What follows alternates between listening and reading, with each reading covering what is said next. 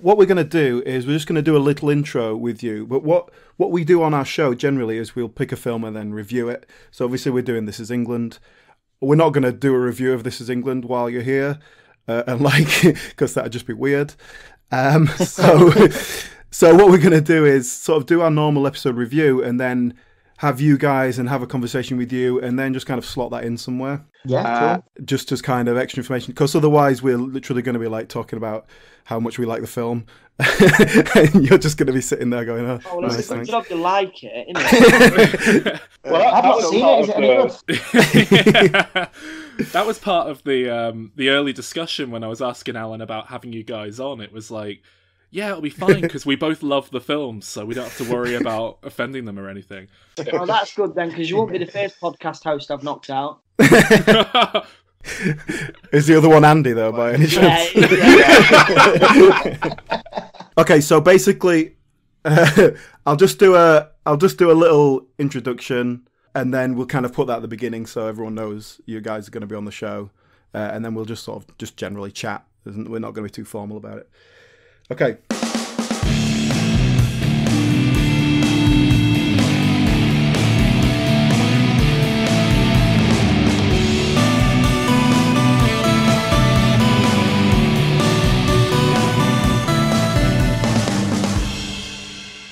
Hello and welcome to Diminishing Returns. This week we've got a very special episode, but first of all, I'm Alan, and as always, this is Sol.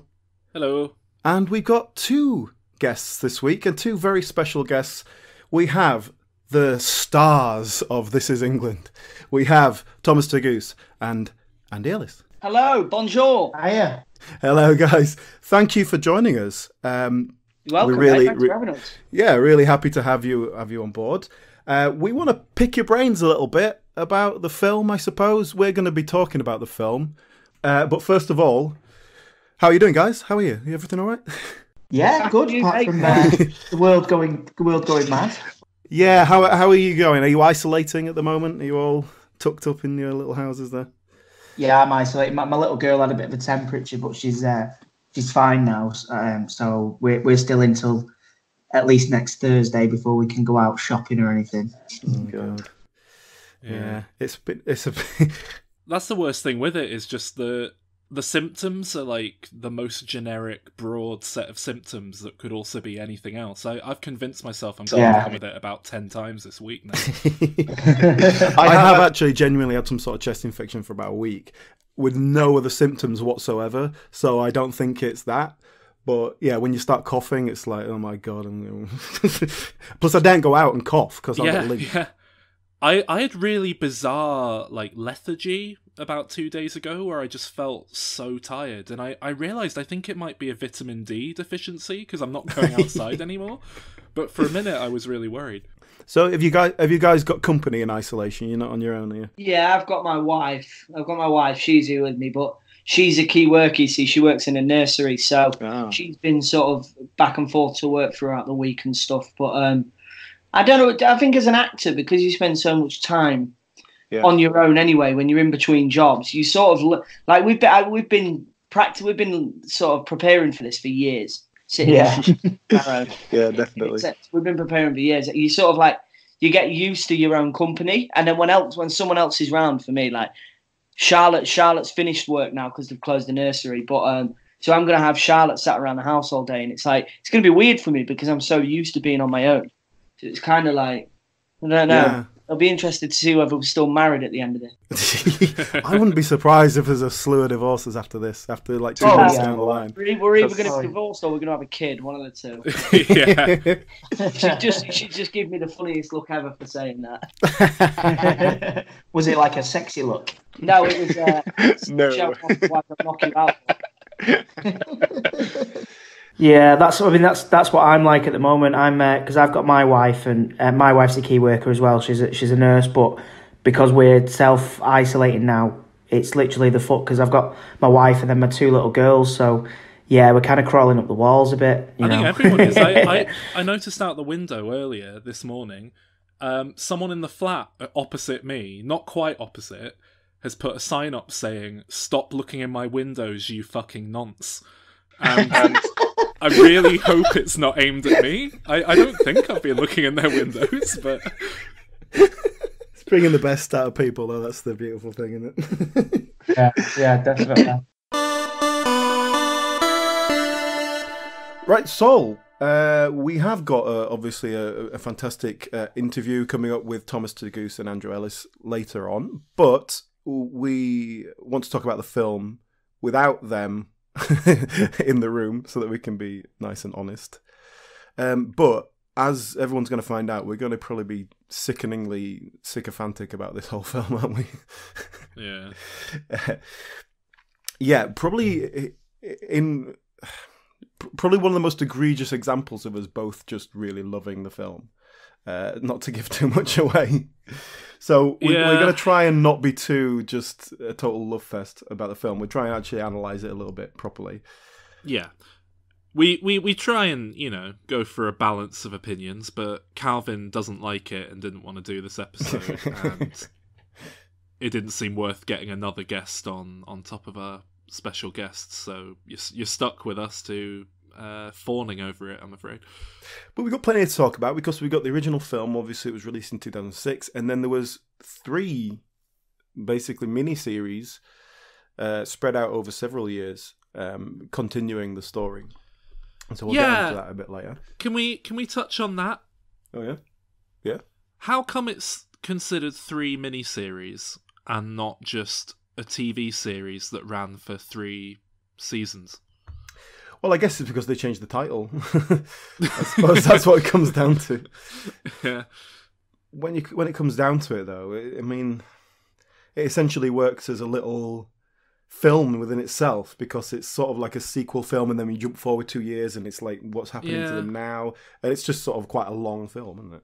A few hours. Well, yeah, but that's the thing. I think it only works as one whole. Do you know what I mean? This Is England 86 is not a satisfying body of work on its own. It's a satisfying first part of a 3-part thing. Yeah. So that's why I'm always a bit hesitant to think of it as a miniseries, I guess, because it doesn't feel self-contained. It feels like you need to watch the 2 following series to see it all come together. Yeah. Well, I'll tell you what, let's not jump into that just yet. Let's go back to the film. Let's go back to the source. Because I remember back in 2006, around that time, I was really getting into film. But it was before I went to film school and everything. I was in my early 20s. And it was when I was just really getting into film as an interest, which then developed into something a little bit more serious. And so I was watching a lot of films. I got the cinema every week, several times. And so as part of that, I was doing little kind of, not exactly full reviews, but I was sort of writing down my thoughts about stuff.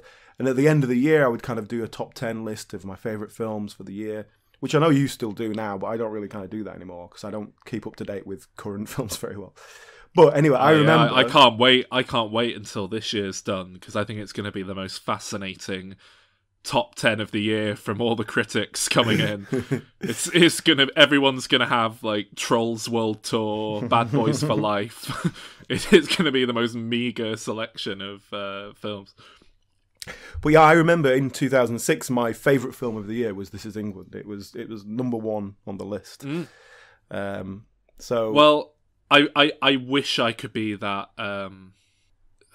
that cultured, but bear in mind you are a bit older than me, so you're probably a bit more mature at the time.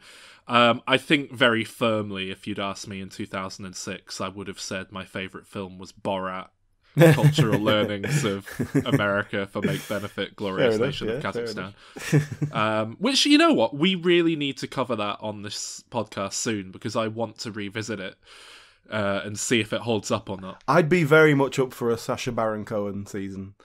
Maybe get it 2 episodes out or something. Maybe not too many. Yeah, we jokingly put a Diminisode out suggesting the idea, but maybe we will. There's plenty of things to talk about there. But anyway, if you'd asked me back then, I think my second favourite of the year was very firmly This Is England, and similarly to you, it was a very formative time for me. 2004, 5, 6, 7 was when I was really getting into film and really starting to push myself to watch the classics as well. I was starting to gain access, via the internet. I think I just signed up for Screen Select, which later became Love Film, which was sort of the British equivalent of the postal version of Netflix for any American listeners. So suddenly I was watching these classic films, and when I say classics, I don't mean things like Gone with the Wind or Dr. Zhivago. I mean pop culturally relevant, Planet of the Apes I'd never seen, or Dawn of the Dead, films like this that I'd seen referenced and influencing pop culture, but I'd never actually watched. And This Is England was... I think I first heard about it from... Have I ever spoken about my racist friend from high school on the show? I don't think so, no. Right, well, I suppose now's as good a time as any. I had a friend at high school, and he was a great guy. I think very, very, very firmly on the spectrum. I'm not sure if we're just talking Asperger's or full-on autism, but he did the thing of having like a hobby that became his obsession, and that was all he would engage in. But he would do that for months at a time and then move on to something else. Yeah. And so for much of the time at high school, he was obsessed with Michael Jackson, which is taken on some connotations now, but it was very innocent. He was obsessed with Robin Williams for a while. Jumanji, Halo, the video game series, Metal Gear Solid, the video game series, Eazy-E, the rapper. He had, a wide, varied selection of pop culture that he was just obsessed with. And at some point, he got really interested in Hitler. And it was this sort of very awkward thing where everyone kind of realised their good friend was becoming a racist. And, they sort of engage with him and try and convince him that what he was saying was stupid and so on. But it was always hard to know how much of it was just him trying to be provocative. And anyway, but he got wind of This Is England very early on. And I should probably add as well, This Is England is an 18 certificate in the UK. And, I was 15 or 16 when this came out. So, it wasn't like I really could even go and watch it in the cinema if I wanted. So it was a bit kind of unattainable as a new release. But anyway, he told me about it, and I remembered thinking, I think I'd seen that it had been nominated for a BAFTA or something, and he was like, oh yeah, this is a great film, This Is England, and it's great, it tells it like it is. And I remembered thinking like, well, I imagine it's not condoning the racism it probably portrays, but interesting. And then, of course, I watched it, and we'll surely talk about the discussion of race later on. But I think it's interesting that, sadly, you just can't make satire or art that comments on something, because there's always going to be someone out there who doesn't get it, basically. And I should add, Tom... Oh, should I name him? Yeah, whatever. But... This friend Tom, who went all racist, at some point down the line he got bored of Nazism and he got really into communism, so now he's obsessed with that instead. So, he can't read too much into it. Yeah. And I remember finally, in fact, I think this was one of my earliest rentals, now that I think about it, on DVD. Perhaps, I'm not sure, but I remember sitting down to watch it and just being absolutely just absorbed by it, taken in, it was something. I know there are many films like this, and that this is born out of a tradition of kitchen sink drama in Britain, but at the time I had never engaged with any of that. So for me, this was something I'd never seen before. It was this kind of grimy, dirty council estate realism, but and melodrama, frankly, but done very sincerely and with enough skill behind it to make it work. And I got really obsessed with... I mean, at the time, age 16 or so, I was already really into the idea of finding beauty and just nice, aesthetics within run-down, drab, grimy-looking things and places. Right. And I remember watching this film and just being blown away by how amazing it looked to me, like visually, just the cinematography, the choice of locations and scenery. They're really interesting to look at, even though it might be a horrible, building you wouldn't want to actually live in. And it's disguised because it's not a film that is an obviously aesthetic film. It's not like a glossy, look at these fantastic visuals we're showing kind of film. It feels character driven, but it is there. Yeah. This is a very rare... Even now, this is a rare example of a film that really connects with me, that doesn't have a robot in it, and doesn't have an alien in it, or any zombies. I've had this discussion with people who swear by realism in film, and if I can't relate to it, I'm not interested, blah, blah, blah, blah, blah. And I always say, but tell a compelling human story, but put a robot or a vampire in it, put a werewolf in it, because otherwise that is just real life and it's boring, and there's no reason why you can't tell a compelling human story with a monster in it. Why not add that extra element? It's one of the few things that makes film instead of just telling someone an anecdote that happened to you. But something like this is much more boiled down to it's really character driven. But that's what I find weird is, and it's not a hard and fast rule. I love loads of films with no genre elements at all. But, a film like Her, where, Joaquin Phoenix falls in love with a computer, that film made me cry, that had a profound emotional effect on me because of the romance that was being explored, the relationship that was being explored, but it was being done in this kind of interesting way.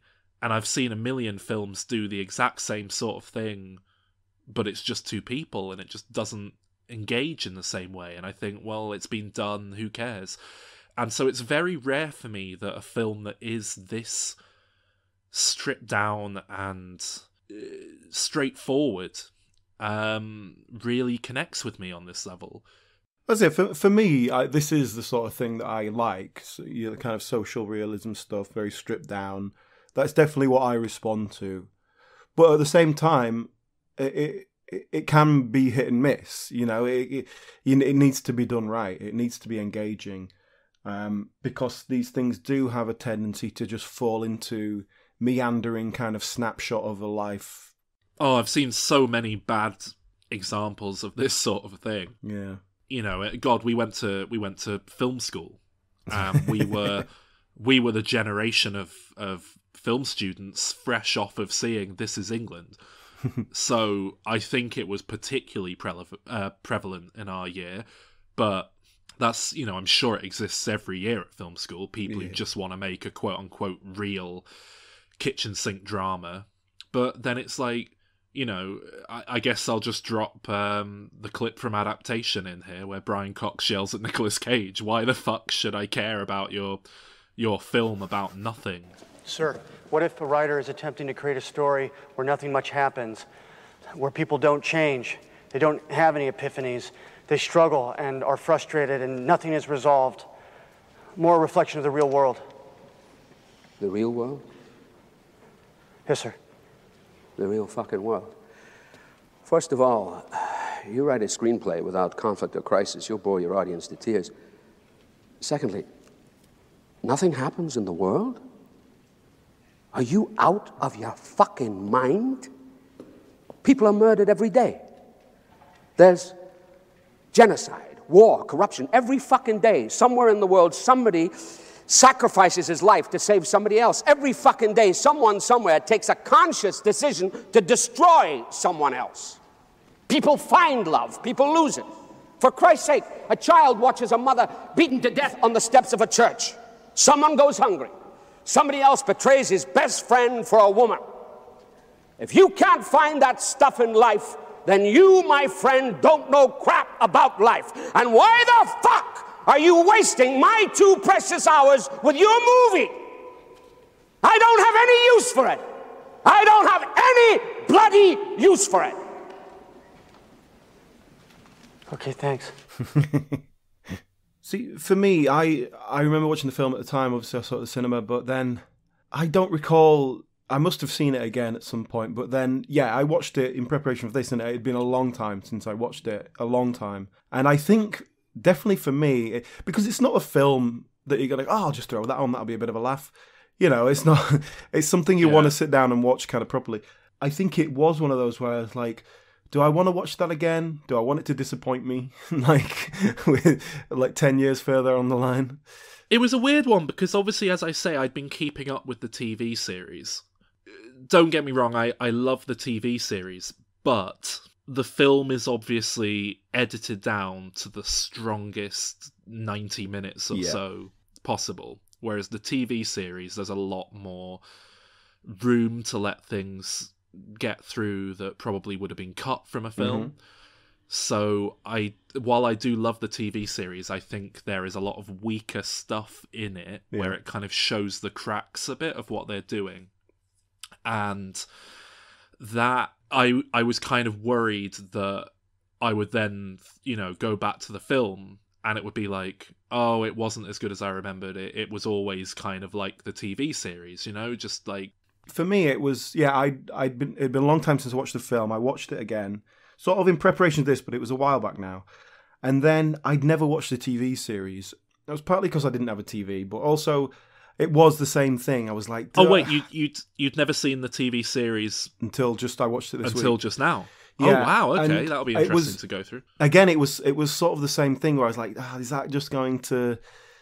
Am I going to be interested in that? Is it going to ruin it for me? And so anyway, I ended up watching it for this podcast, essentially. That's what triggered me to go and watch it finally, sort of in the last week or so. So I've watched it all in quite close contact. And then I went back and watched the film again after that, just to refresh my memory, but also because I wanted to... Because now I'd seen this very in-depth story of all these characters, I was like, I want to go back to where it started now. I want to sort of see where they were. Yeah. Well, I weirdly did the same thing. I, for whatever reason, starting the rewatch, I think just out of necessity, getting it done in time, I started on the TV series because it's all available on 4OD for free. And I didn't have my DVD to hand at the time. And so I ended up watching the series and then going back to the film as well. And it's kind of an interesting way to do it. Yeah, I mean, for me, it was what was really interesting about it was how small the film felt after that. Because obviously you've got this expanded world now, and then you go back to the film and Lol, who is probably the main character, as the main narrative drive throughout the series, has about 5 lines and is just, Woody's girlfriend, and she's not in it that much. Woody isn't even in it that much. Once Combo comes in and he kind of walks away, he's really not in it anymore. And but then these characters so well now, and they're so fleshed out, and that fleshing out is there in the film. Like, there's the depth there. When you look at Woody and Lol's relationship in the film, they're just boyfriend and girlfriend, they're teenagers. In hindsight, 10 years later, they're sort of in love and they've got babies and stuff. That's totally there. You can believe that. And I think that obviously comes from the way Shane Meadows works, in which they do a lot of character work and really develop those characters, even if it's not seen on screen. And I watched, just in relation to that, I watched an interesting clip on YouTube. There's all sorts of stuff on YouTube it was like, rehearsals from This Is England or something. And it was the scene where Shaun comes home and he's had his head shaved, and his mother like, what the bloody hell have you done? Well, you got a head shaved and stuff like that. And in the film, what you see is that, and then it cuts to them going to the cafe. I'm not messing around now. In. Hey, Johnny. Oh. Who's Lol?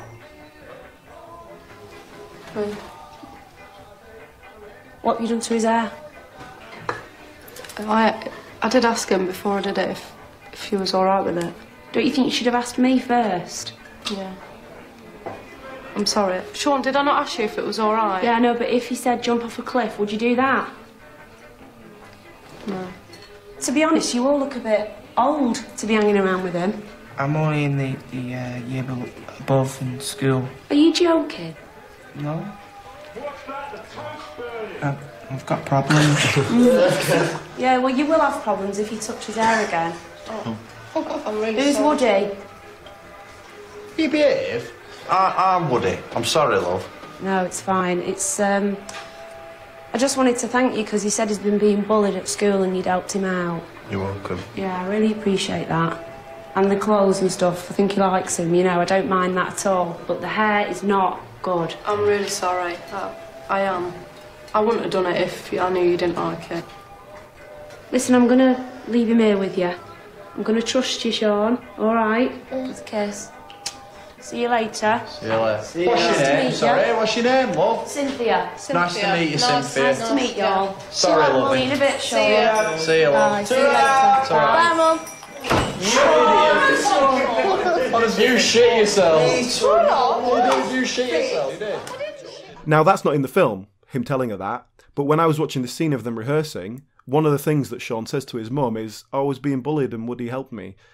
So those characters have had that conversation. That's not in a script where she comes into the cafe and then just improvises it. She's had that conversation with her son in character. All right, it wasn't on film, or if it was on film, it got edited out. But that's the sort of thing that adds so much depth to it. Yeah, you're right. You can edit that out. You don't need to see that conversation to then be able to refer to it later. It all makes sense. It's a really interesting way that you're not just rehearsing lines, you're rehearsing the characters and getting into them, which is so kind of rare, really, in acting, which it shouldn't be. And in theatre, you get that a bit more, I guess. But, you know, that's the way it is. I think this might have connected with me so strongly because I don't really think I'd ever seen nuance in a film before. Yeah. And there's a lot of grey area in this film, and I love it for it. That scene that you just mentioned, I love it to pieces. It's a fantastic scene. Because this mother goes in, understandably furious that these guys have shaved her kid's head, and they're sort of like, oh, we're sorry, we didn't realise. And she kind of comes round and says, right, well, don't do it again, but, you know, thank you for looking after him. And it's such a great, small moment, but just so much going on. And it's just a perfect encapsulation, I think, of what makes this film and this series work. What I really like about the scene, particularly, is that, you know, we have these characters that we've been introduced to. Woody particularly, he's like the oldest one, he's the leader, and then Shaun's mum comes in and he's like, oh, sorry Mrs. Fields, so sorry. You know, he's like, they're instantly reduced to sort of naughty school children. And that's so sweet, and it's so kind of telling of that age of life, that sort of teenagers where you're being independent and you're out on your own, but then, you know, your mum comes in and tells you off still. And especially with Shaun being the youngest of the group, and he looks younger than he is anyway, and they're kind of, so he's looking up to them, and that's how we've been introduced to them. So to see them reduced like that, but it's so real as well. And then, you know, it's great character from the mum that she's seeing her son get involved with some group, and she's like, what's going on here? But she ultimately sees that they're nice kids and they're being all right with him. So fair enough. He's happy. Yeah. It's like, and you know, she's so worried about her son. His dad's died, and she's suddenly seeing him happy, and he's got friends, and it's like, oh great. Well, I'm not going to get in the way of that. It's a beautiful scene. That little cafe scene. It's great. Every scene in this film, like that scene where it's just people talking and not particularly big, interesting stuff, is just so utterly captivating to me. I can just sit and watch it, and for me, this film is that real kind of, if it's on in a room, I will kind of sit down and not be able to not pay attention to it kind of thing. And it's weird to be saying it about this film, because I normally say that about stuff like, you know, The Avengers. Obviously, when you get later into the film with Stephen Graham combo yelling and doing big moments, of course those are very captivating moments, but it's amazing how well this film manages to do it with the smaller stuff as well. I think I've spoken about this before on the podcast, but I am absolutely in love with Joseph Gilgun. He is... I mean, I still need to watch that sitcom he's doing. You know, I did watch the first episode of Preacher, and I was very pleased that he'd sort of made it over to America. And then I was absolutely gutted to find he was doing a thick Irish accent. Wasn't that funny there? Right. They really thought that TJ was south of Vegas. So I might be wondering why we're heading toward the sun there, boy. Yeah, but what do I know? I'm just another shit-faced Irishman, am I not? Am I not just that?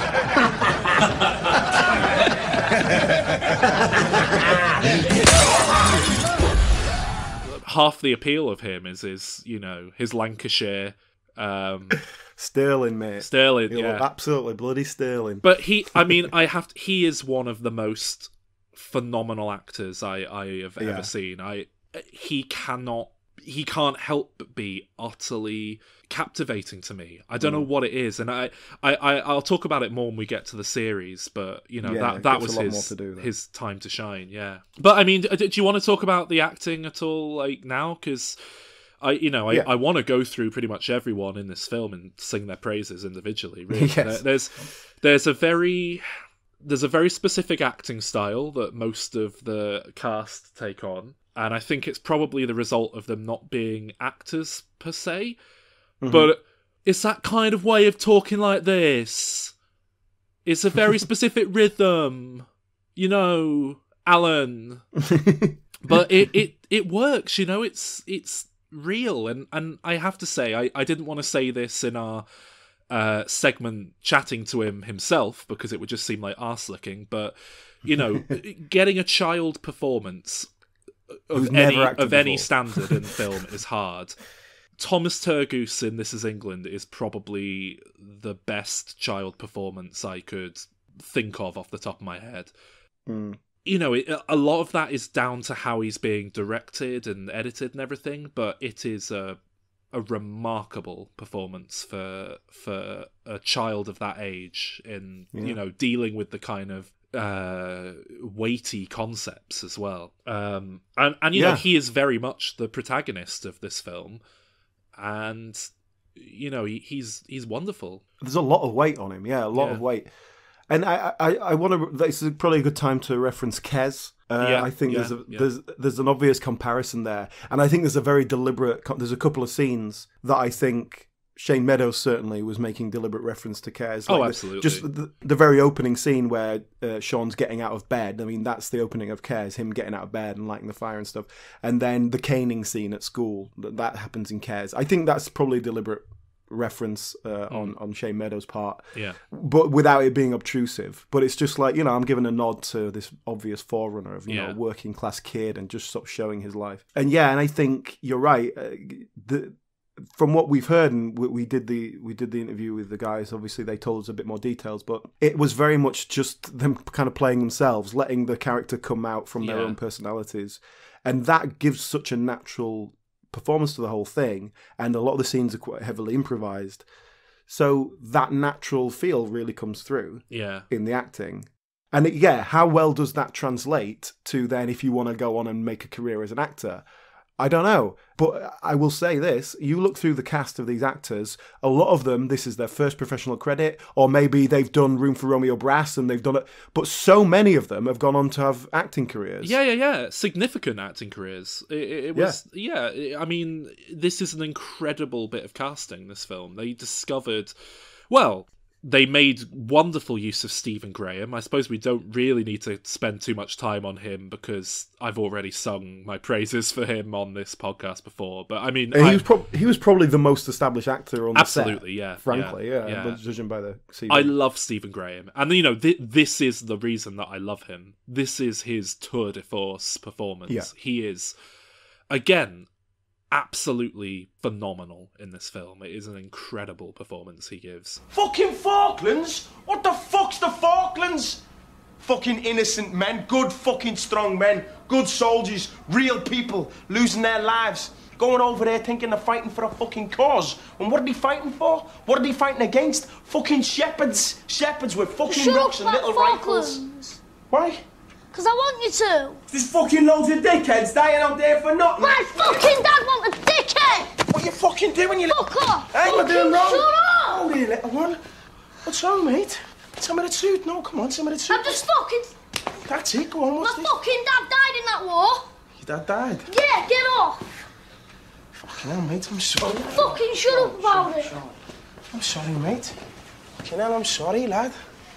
I'm sorry, I never knew he died, man. Fucking hell. No, not, mate. If I'd have known, honest, I wouldn't have said, man, but what I'm telling you is the truth. So much depth to it. He's a real actor, you know? He is someone who you can tell he knows the craft and he thinks about it on the level you have to think about it. And one of the weaknesses, I would almost say, of the TV series is that at the end of this film, you know, Stephen Graham's character, Combo, he's been getting increasingly radicalized and more racist, and then he builds to a moment at the end where it all kind of blows over, and the superficial reading of that is, oh, he's racist. But you can tell in his performance there's more going on than that. And yeah, he's just angry at something, and that's what he's taking it out on. He doesn't really know himself what's going on. I read in interviews, you know, well, Stephen Graham is actually mixed race. Is he? What, Liverpool and Manchester?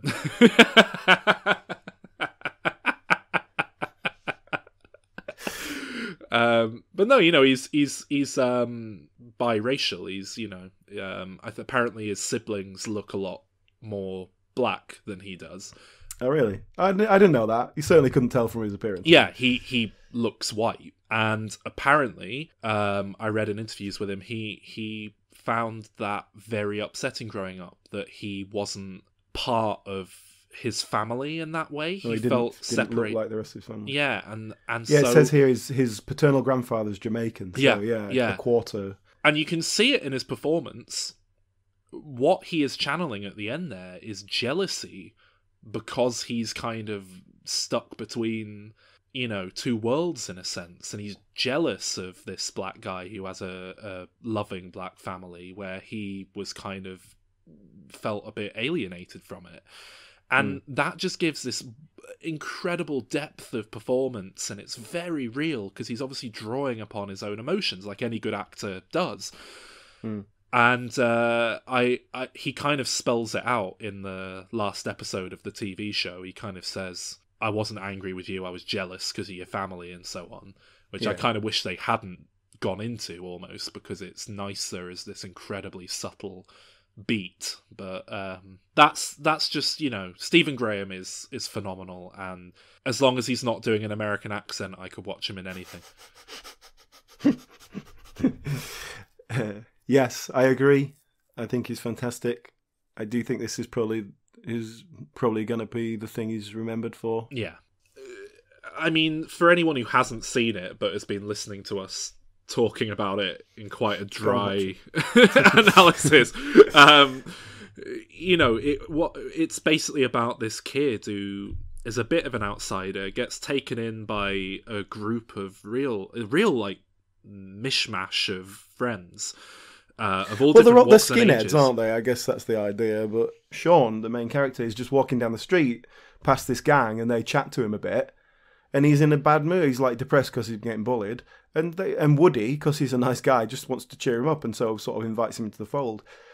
He gets taken in by this group, and then Combo gets out of prison and starts corrupting the group, and the group kind of splits essentially into the ones that want nothing to do with the racism and the ones that are kind of open to the racism. But again, it's not, you can't just say racism like that, because that's not how it's presented, certainly not by Combo at first. Well, it's nationalism, isn't it? It's about nationalism, and, you know, he makes a point of making Milky, who's a black character, making him kind of part of it. You say, hey, if you're English, then you're English, mate, no worries. It's racism disguised as something else. And again, we know that is because from Combo's point of view, the source of it isn't really racism. It's just frustration at his own place in life. And it boils up, and then it reaches a crescendo where, spoiler alert, he beats the shit out of Milky, the black character, pretty much because he is black. Certainly superficially because of that. Certainly a racially charged beating. You know, we leave the film ambiguously as to whether or not he's killed him, but the important thing is Shaun realises in that moment that he wants nothing to do with this, and, you know, goes and symbolically throws the flag in the sea or whatever it is he does. Yeah. Which is a little bit sort of on the nose metaphor, but it's. It's a big melodramatic finale to a melodramatic film, but I think it plays very well, and you kind of need that final moment to tie it together. And let's not forget that the flag is a representation of his relationship with Combo as well, and that kind of whole period, because it was given to him by Combo. And he's a kid, what is he going to do with this? He just angrily throws it out to the sea, and it's quite an impotent throw, it only goes out 3 feet and then just sort of slowly floats away. It's a perfect culmination of that. I've kind of said everything I have to say about the film there. Do you have anything else? Other than great soundtrack, very eclectic mixture of songs that really evoke the time in which it's set. But I think that largely goes without saying, really. And they get... The very opening scene, it's like an 80s montage. Yeah. It's like, what represents the 80s? Margaret Thatcher. It's like the Roland Mines. Rat, Margaret Thatcher, and Miners Strike. Yeah, so that was quite nice. So you do get that in the series as well. They continue that kind of idea. How would you do a montage like that about 2020, Alan? Just about the coronavirus. The hard part would be the song. Knowing what song you'd have to pick to evoke this era. You can only do that with like 20 years hindsight. Yeah. And then it would just be a load of, a long load of news footage montages with coronavirus, people walking around with masks on the street.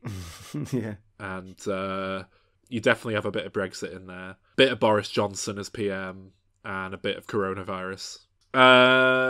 Anyway, yeah. So that's the film. Should we rate it? Yeah, let's rate it. I think that's fine.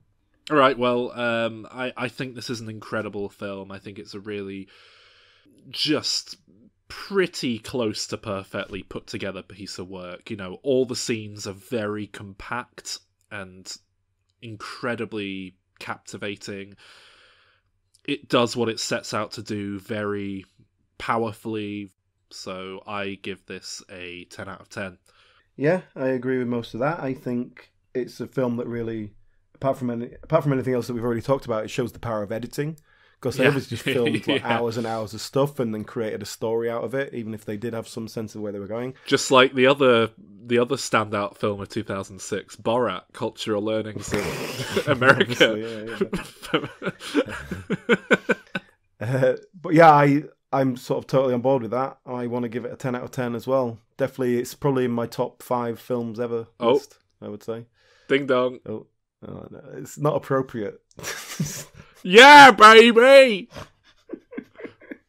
Can we this is England, baby. Yeah, I'm English, baby. Yeah. 10 out of 10. English, We're having 2 10 out of 10s at once. Oh, God. If anyone's listening to this for the first time, this is our comedy character, Austin Powers, who turns up when a film gets a 10 out of 10 rating.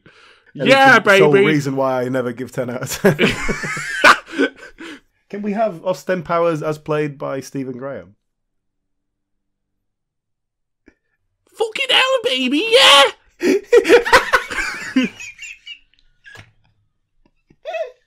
Fucking 10 out of 10, mate. Oh, God. And, if anyone is listening to this for the first time, be aware that we don't give out 10s willy-nilly. Alan certainly doesn't. Alan hates everything. So, basically, we've both given it 10 out of 10. That's a perfect score. So that means this is now joint first on our ranking of the highest rated films that we've covered on the show. Tied. Is that equal with Shaun of the Dead? Tied with Shaun of the Dead at number 1 in our top 100 ranking. British Prize. So now we need an episode with 3 people rating the film to give it 10 out of 10 to beat that. Yeah. Do you think we'll ever do that? Not sure. Calvin's a wild card. Yeah, we're running out of 10 out of 10s that I've seen, so... Yes. So yeah, wow, new top film there. Very nice. Excellent. So, we do have more to talk about. First of all, we have an interview with Thomas Turgoose and Andrew Ellis, which may just get dropped in here in the middle, maybe? Maybe, yeah. Maybe some of it. Maybe we'll spread it out. We'll see. Maybe there'll be some of it here. Maybe not.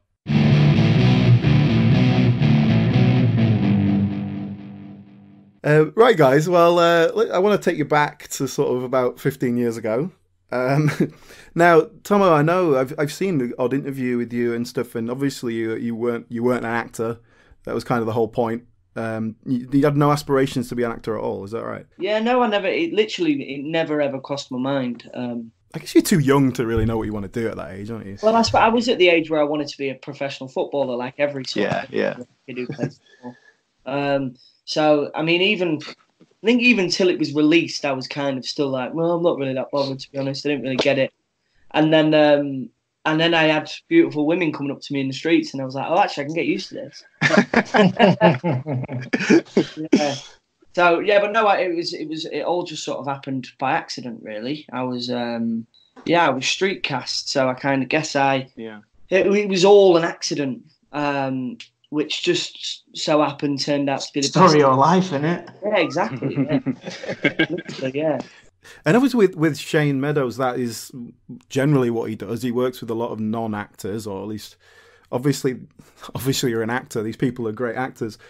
But the way he works is designed to, it's very improv heavy and to bring the person into the character, I guess. Is that a good explanation? Yeah, no, he definitely does like to bring the person into the character. I guess he done that with all of us. I had this chat with Tom only recently. I was kind of cast a little bit earlier on than a few of the other gang members, and I was saying this to Tomo not so long ago. I remember like the other lad who was auditioning to play Shaun and how wildly different he was, and the other Woody, because it was kind of ultimately in the end down to two people for these different characters, and they were just totally different, complete different, people. And Shane obviously at that point goes for the, he looks at the person as well as the actor and what they can bring to it from their own experiences. I guess he did that with all of us, myself, my character, I think in the original scripts wasn't really that kind of funny or anything, and then it's just like through improvisations that we done just kind of made it that way, I guess. It was exciting actually reading the scripts and learning more about these characters that you know very little about, but they're so interesting. You know what I mean? So it was great for me watching it as a fan to see where every other character's gone and not just where Shaun is. Do you know what I mean? Yeah.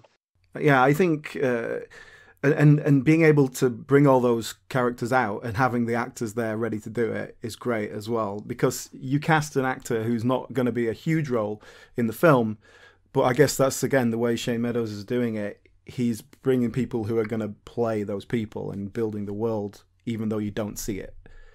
Yeah, that's it. I was going to say that's it. And he gave us. He also gave us the opportunity to help build that world. Like before we kind of went and did the TV series, we did a few sort of like little workshops where, we kind of thought where our characters would be at and what they might be doing and, the things that they might be into, etc., etc. So it's one of the most, as an actor, it's one of the most sort of creative experiences we'll ever get, I guess, because you haven't got someone coming over to you going, oh no, they wouldn't do this or they can't say that. It's like it's freedom. It's really nice, I guess. It's like he fucking manipulates your mind in a beautiful way. You don't even know that it's happening, and then he'll just creep away, and then he'll say action, and then it's like, oh fucking hell, I'm crying my eyes out now. I think that really comes across. Like I can't speak for Alan because he's a bit older than me, but This Is England was an incredibly formative film for me. Like that was when I was about 15, 16, really getting into movies and starting to watch stuff that doesn't just have Jim Carrey in it.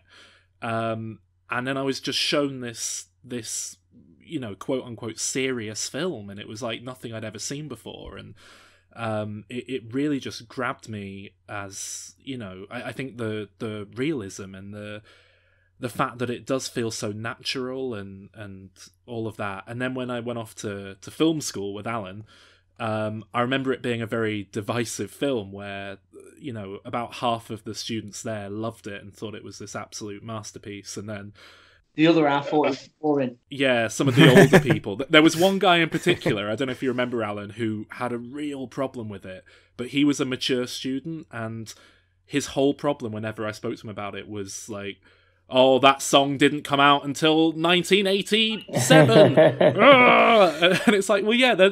He was a real music history buff as well, though, wasn't he? So that was like really his thing. Yeah, that's the thing. That's the kind of guy I wouldn't want to go for a pint with. Yeah. You know, we all made our films that year, and his directorial effort, his big film that he made, was just like a Shane Meadows ripoff in the end. It just felt like like a poor man's This Is England. So, yeah, I don't know, maybe he was just a bit jealous, I don't know. I mean, that's the thing with Shane's stuff as well. Like, you know, all his films, not just This Is England, you have kind of got to watch with a pinch of salt, you know, because if you look at This Is England as it is a serious film, but then, you know, yeah, the music's probably not spot on. Some of the costumes are probably not spot on for the age. You know, the fact that I'm a Mancunian, Tomo's from Grimsby, and, you know, Joe Gilgit, you know what I mean? The rest are from Nottingham. Like, that doesn't make sense, you know? Yeah. But that's fine, you know, that's fine. It's Shane casts actors, not characters, I guess, and, or characters, not, you know, not actors, and, you know, with all Shane's films, I think you've got to just do that. You know? Yeah, I completely agree. It's evoking a feeling, isn't it, rather than going for historical accuracy to the letter. And it's also the same. Yeah, and it's the same in terms of the geographical location as well. You know, it's north kind of somewhere. You know, maybe it's a bit of Sheffield, a bit of Grimsby because there's docks there, or, you know, a bit of Nottingham, of course. And so there is this sort of. But it doesn't feel like it's being deliberately vague. It just feels like, yeah, it's just setting a period. It's just setting a location. Yeah, I think it makes it more inclusive as well when you watch it. And there's not, you know, they're not posh Southerners, they're not proper Northerners. Like, everyone's kind of, you know, there is that mix. You've got Meggie who's Southern. Yeah, you've got, you know, me who's Northern, and Tomo who's Northern, and a lot of Midlands. Like, I think that's probably why a lot of people in film school, a lot of young people probably did enjoy it, because it's just that little bit inclusive, I guess. It's not, you know. Completely, yeah. I only actually, rewatching everything ahead of doing this podcast was the first time it really struck me that, oh yeah, it is kind of weird. They've all got different accents. And the accents are great, you know. I to this day, I love the way Joe Gilgan says Sterling. I can't even do it. Sterling, mate. Sterling, yeah. Sterling. In fact, yeah, and even Stephen Graham as well. I mean, you know, obviously he wasn't part of the gang in the film or what have you, the younger lot. But again, that accent, you know, he pops up from time to time in your sort of Hollywood fare now, and I remember him popping up in The Irishman and being like, "Oh God, there he is," and feeling almost this sense of entitlement, like, "Oh, he's one of us. He's a Brit." But it was a bit disappointing because he was doing an American accent. But then I watched the new Hellboy film, and he was my favourite thing. This sort of Scouse pig monster running around with all these American guys. It was just amazing. Oh, I bet that's your dogs, isn't it, Andy? My dog's going mad at Summit. God, those Mate, dogs. they've not heard the door knock in months. They're like, what's going on? Any noise, they're at it. So just to talk about acting again a little bit. So I act, so that's obviously what I'm interested in. But you've been in a film with Stephen Graham, haven't you? I have, technically. I've been in the same room as Stephen Graham. Yes. Which film? One scene with no lines. No, I did. I was doing some extra work basically. It was a TV show actually, and he's a policeman, and it's set in the future. I don't think it's out yet. Oh, is it the Daniel Mays? Yeah, that's right. Yeah. Yeah. It sounds good. That. It was a really cool looking set. Is it Code 404 or something? Oh yeah, that sounds familiar. Yeah. Yeah. I know which one. Oh, I know what your dog's barking at. There's applause for the NHS going on outside. That's what of course there is. Oh! Yes, come on, guys. Your wife that's twice I've missed that now. No one told me it was happening the first time. Oh, I'm going to miss that, but... We'll sing the praises now on the show. I love the NHS, and I think they're great. Oh, same. Yeah. Never vote fucking Tory in your life. Anyone who listens to this, if you do, fuck off.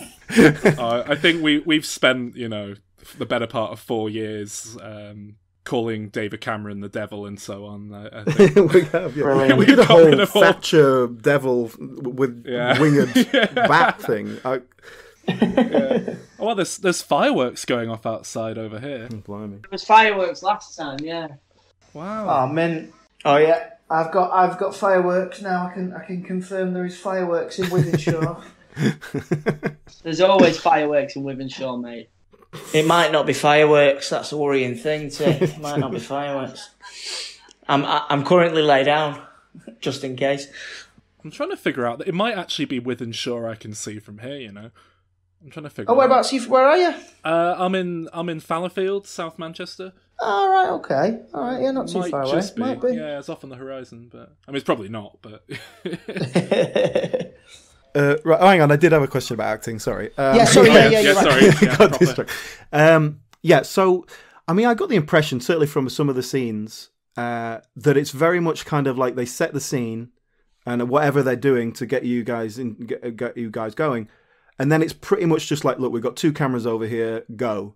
And there's no sort of second take, there's no close-ups or anything like that, or maybe the odd little bit. How much of that is sort of correct? Because it certainly feels that way. It feels like this is a kind of one and done. We're getting all our emotion out here. You can't do this a second time. I think it depends on the scale of the scene, really. If you've got something like the dinner table scene in... That's exactly the scene I was thinking of, yes. That's in... 90, yeah. See, Shane set up 8 cameras, wow. Sat us all around the dinner table and just said go, basically.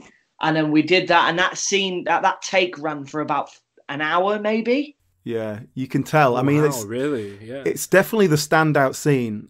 And then he cut it, and then we had to go back in and do very, very small little snippets. But then Shane, for the rest of the day, they had scheduled scenes in to do after that. But then after that scene, after we shot it, Shane just said, "That's a wrap. Like, we're not carrying on for the day." You can imagine how much that fucking costs to do.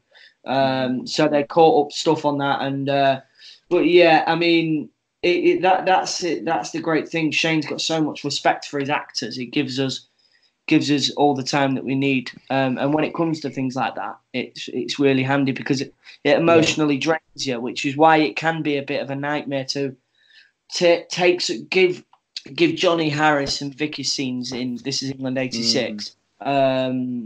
Those scenes, I don't think Shane would want them doing it any more than once. Yeah. You're not going to get anything out of that doing it a second time anyway. So they just make sure that everything's right, make sure that there's no room for error, and then go. But I guess, if there's like a party scene, what they do with party scenes is they just put cameras, camera guys in costumes, and then just say, have a party and we'll shoot around you, which is a treat. All right. Fair enough. And we do. The rave. This is England. It comes across though. Shane just got about 200 bottles of Budweiser and left them at the side and just said, you guys have a party tonight and we'll film it. And that's exactly what we did. Parted our way. Yeah. And then, like most scenes, there is a couple of takes, I guess, isn't it? See, like normally what happens is, you kind of normal scene, the actors and Shane will go into the set. Shane will go, right, okay, guys, you know what the scene's about. You've read the script. Here's kind of the main points of the scene, sort of thing. But just play with it. And then we'll kind of improvise something. And then Shane will go, I love that. I don't know about that. Let's maybe give that a miss. And then we'll do it, say, 1 or 2 more times with Shane. Then he'll get the crew in. They'll watch it. And then we'll film it. And then, even during kind of maybe the second or third take, Shane might just shout from behind the monitor, try this, say this, or something like that. Yeah. And then, he'll come in he normally shoots kind of wide first to get the kind of gist of it, and then he'll jump in and get the odd, close up and that he needs and the lines and stuff. But yeah, it's just a really nice kind of creative way, I guess. Yeah. And just going back to that dinner table scene, like I say, really, I mean, obviously it jumps out. But that goes to what I was saying earlier about a pressure to kind of do something, I suppose. Because, Tomo, I noticed your character in that scene, doesn't say anything really. And fair enough, the character in that scene, with everything else that's going on, it's like it makes perfect sense. But do you feel as an actor under pressure to like, I need to add something here? Or is it okay, you're in the character? Yeah. Silence is golden sometimes, isn't it? You don't need to... You can say something now. I'm not saying that we need to do it now. Silence is golden. Sorry. Yeah. So you guys were very young as well. I mean, for you, how much do you think this film has changed your lives, basically, I guess is the question. Well, I guess without that, we wouldn't be sat here today, No. And I wouldn't be sat here with the great body of work that I've got under me and the friends that I've made along the way, and you'd be a professional footballer, though, wouldn't you? I'd be a professional footballer, yeah. You'd have a lot more money. In my at least you'd live nearer me. If I wasn't an actor, I might have some money, is what I'm saying. It changed our lives, completely. I was in my last year of high school while we were filming it, and I remember we had to have a tutor on set. So, even little things like that helped me out quite a lot in terms of the grades that I got. But, I said earlier on the podcast, I grown up on a council estate where, most people either end up working at the airport or the hospital, and that's the reality, So yeah, it's changed my life completely. It was something I always wanted to do, but I never thought I could do it. I never knew how to do it. I never got told there was such a thing as drama school or anything like that. So yeah, a lucky break getting into it, I guess. So yeah. How were you found then, Andy? What was your path to it? I was just your typical kind of. I was naughty, loud kid in high school who got pushed into doing drama, because I could get all my energy out, I guess. Yeah. And so I fell in love with it. I fell in love with drama, and I did all the school plays and things like that. And then the ITV used my school as a backdrop for a drama series, Marrying Again or something it's called. And they asked all the kids if they'd like to come back through the school holidays and be extras. So me and a few of my mates did, and that. And then the casting director of that, Michelle Smith, she was then a couple of months later casting This Is England, and she just she must have just thought, there's a couple of kids here who were up for doing this kind of stuff, and ended up going and auditioning for it and getting it really, and like I say, right place, right time. I'm glad I was a little shit. You never knew what? I never knew this. Cool. Surely I've said this in your presence before. No, we've never spoke about this. Never. Yeah, man. Yeah. I didn't know you were extra in something. Or you was doing that thing. I didn't know that. I had no idea. Just extra work. Yeah, they just had all the kids as extras. So it was save them buying everyone a uniform. They just made us wear ours and give us a different tab. And we got 30 quid a day. Oh, we got 30 quid a day, mate. I did 3 days. Went and bought 30 quid a day. One of them. I went and bought what are they called? And it was the NEC camera phones, the first camera phones. Oh wow! Went and bought one of them, pair of trainers. Day one, I love it. So, how long was the process then? Was it how many auditions did you have, or what was how long before you knew you kind of were definitely in? I went and auditioned. Originally for Harvey, for the Bully. It was just called the Bully then. I didn't know this either. What the fuck? Did you?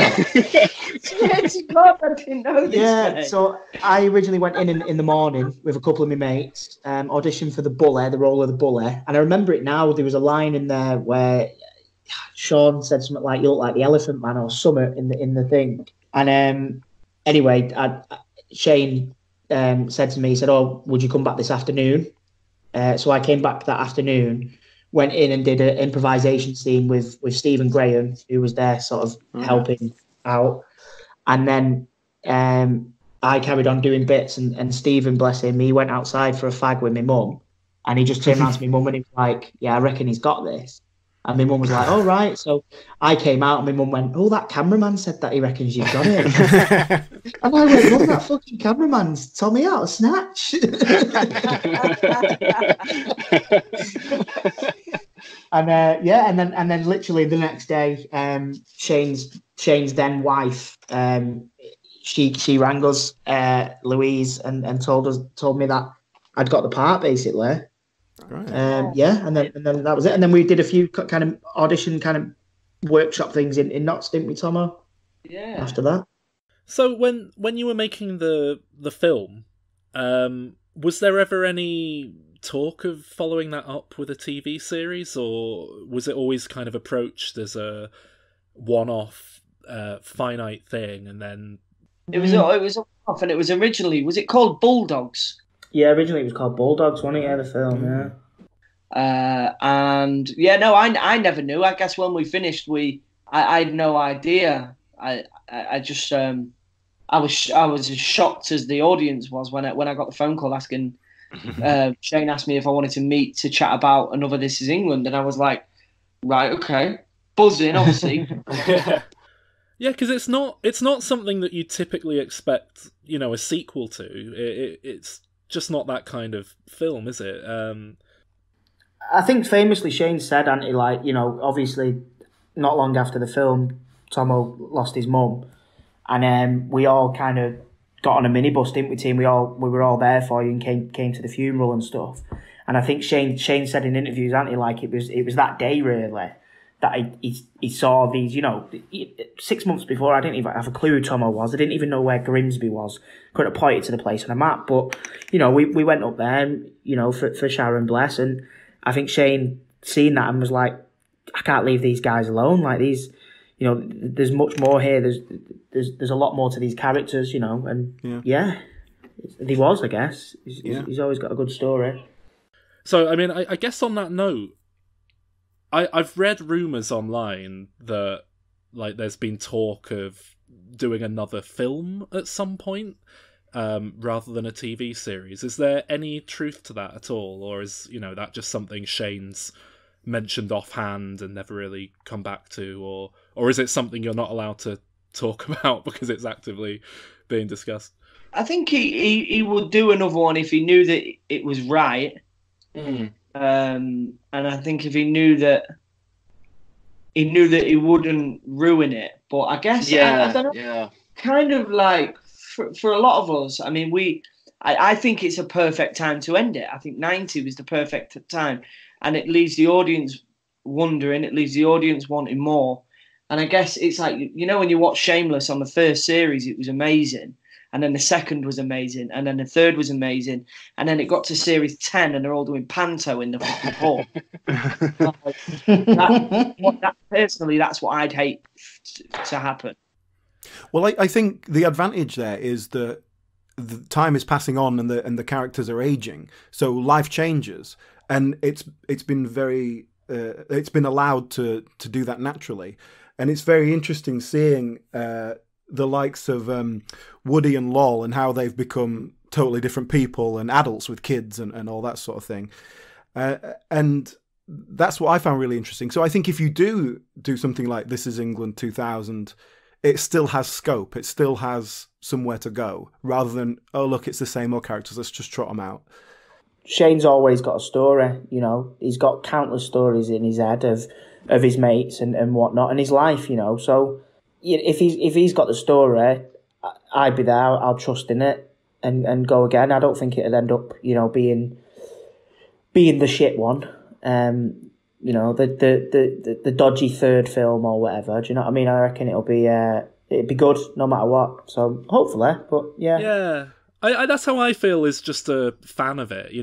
90 felt like the perfect conclusion to everything, but I'd say the same thing about the film itself. So you've proved me wrong once before. I'm happy to be proven wrong again, and I trust that everyone involved wouldn't get into making another one without knowing what they were doing, and So yeah. I can 100% know that even if we started filming on it, even if we were filming 4 months into it, if Shane didn't think it felt right, he'd pull it. He'd go, nah, fuck this. Sorry, guys.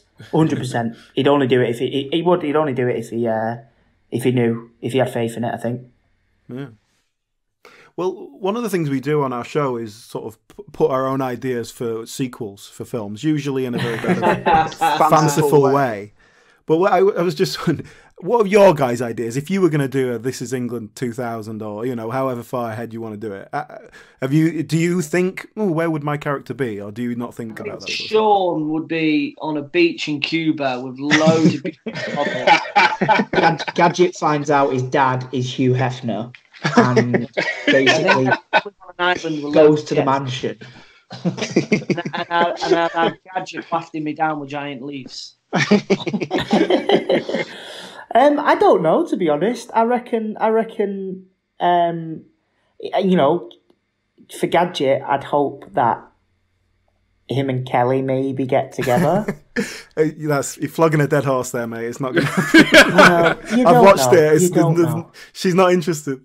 They're the Ross and Rachel of the This Is England. Yeah, we're the Ross and Rachel. Do you know what I mean?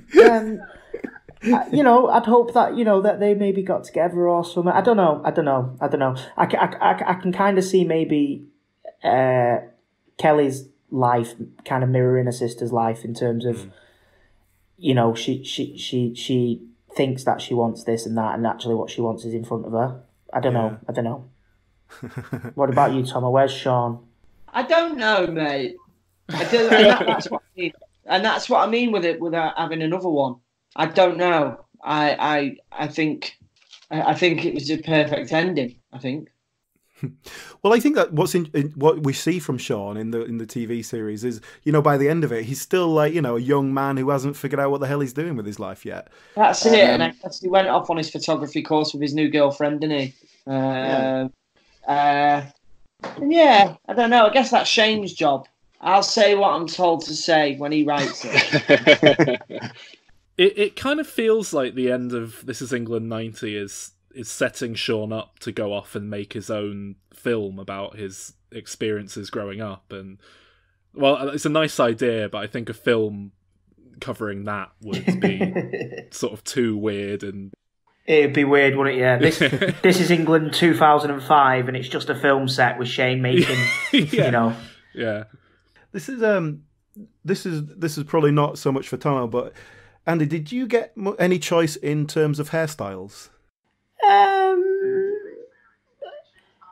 No. So basically, Gadget's evolution in costume and kind of things that he liked kind of mirrored me a little bit. So when we went back and did 86, basically, I love hip hop, and Shane knew that. And when we went back to do 86, he asked me. He said, "Look, Harvey and Gadget are going to be these mates, and Harvey's kind of got this kind of cool flock of seagulls thing going on. Do you want to do the shit version of that?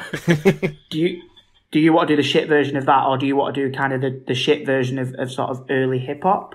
And I was like, yeah, hip hop, like 100%. Gadget wouldn't follow the trend now. He'd be doing his own thing. And no, the hair is never my choice, obviously. My hair on, I think, all the series, Shane cuts it. Shane comes in. The costume, the makeup and costume department do a little bit on it, like dye it and stuff like that. And then Shane comes in at the end with the clippers and says, "Well, this is how you do it. You'd go and get your sister to do it, and this is how it'd look." So, yeah. Do you get paid extra for that, letting the director do it? Do I for? But no, I mean, it is annoying because, when we're obviously all together and that, especially when we were younger, we'd want to go out on the weekends and stuff and sort of paint Sheffield red. I'm trying to act like a professional, Tom. And the amount of arguments I've had with Sheffield bouncers of why I should be able to keep my hat on inside the club. Yeah, did you ever sort of turn up on set hungover and go, "No, my character would be hungover, it's fine"? I don't think we ever turned up on set not hungover, did we? On a few of them. Yeah, we got away with hell on there, really, didn't we? We got away with murder. When we did 90, the festival scene, we weren't, because we were doing a night shoot, and the kind of word from the top was that we weren't allowed to drink because we were shooting through the night and it was this big party thing. So we were all like, well, we need to have at least a little drink. Like, we're going to be dancing and doing party stuff all night. So it was like going on a school trip, wasn't it, Tomo? We all went to the Saints. We bought some vodka, didn't we? And then we're all drinking, quote unquote, Fanta, all day. And then at one point, Shane comes over and goes, right, guys, so we're going to go in now. We're going to do this. And have you had a bit of a drink? And we're like, no, not even touched a bit. No, Shane, no. And he went, oh, all right, well, I'll sort you some cans out. And I went, oh, fuck for that, Shane. We're all pissed.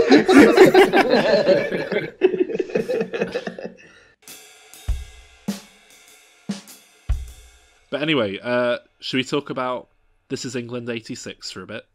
Yeah, which obviously we've touched on this series already, but let's go into a little bit more detail. So This Is England 86. Yeah, this kind of came out of nowhere. I don't think anyone expected a sequel to the film. They announced it was happening. It was all very weird, but I was really excited for it. And I remember being kind of disappointed with it initially, because I think, first of all, because it's 4 episodes, it's a lot slower. So the first episode, you've got like an hour or 45 minutes or whatever it is of kind of setup, instead of it just being like the first 20 minutes of a film. Yeah. And the whole thing does reach a kind of crescendo and come together, but it's very much the end of season 1 of a TV show, or arguably season 2. It's not the end of the story. So I think I came away at the time a bit like, was that it? Because I didn't know they were necessarily going to come back and continue the story with another TV series at the time, and the fact that it was a miniseries kind of suggests it's a self-contained story, and it isn't. So, but now with hindsight and the whole thing having played out, yeah, I think it's fantastic. I think it's a great follow-up, and it largely taps into everything that worked so well about the film. I will say, not all of this is directed by Shane Meadows now, and some of it's done by Tom Harper. And I do think there are moments where the style of production starts to show its cracks here, where it never did in the film. There's a few bits, particularly in the first episode of this, or maybe the second one, where it just feels not natural anymore. It feels written. You can tell the actors are hitting the beats on their script rather than just talking. And it doesn't feel natural to me. There's one scene which I despise in this franchise. It is a scene with Lol and Milky talking about on the rooftop.